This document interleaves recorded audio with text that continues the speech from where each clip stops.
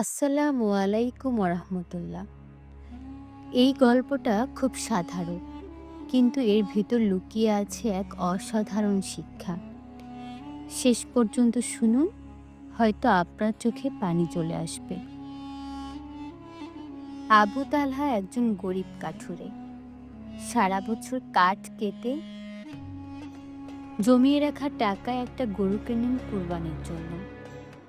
গরুটার গায়ে কালচে দাগ, হালকা রোগা, এক চোখেও কম দেখে।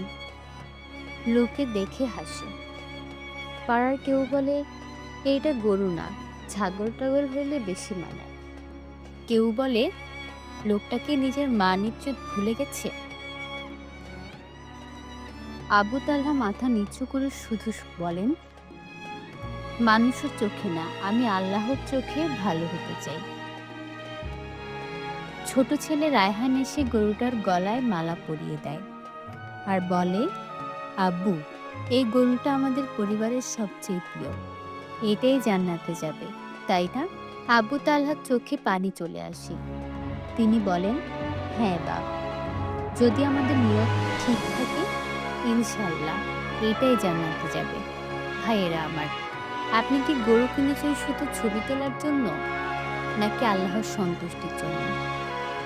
আপনার কোরবানি কি আল্লাহর জন্য, না লোক দেখানোর জন্য?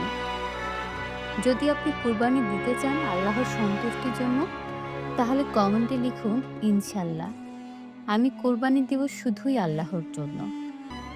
আপনার নিয়তটাই সবচেয়ে দামি।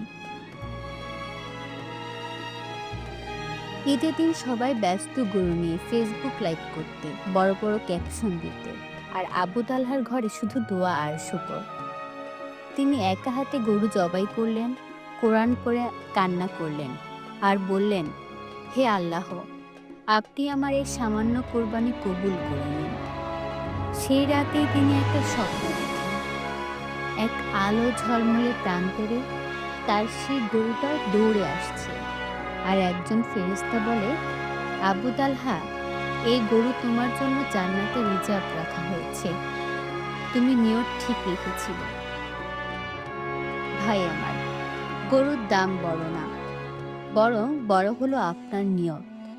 আল্লাহর সন্তুষ্টির জন্য একটা সামান্য কুরবানিও হতে পারে অশেষ সোয়াবের কারণ।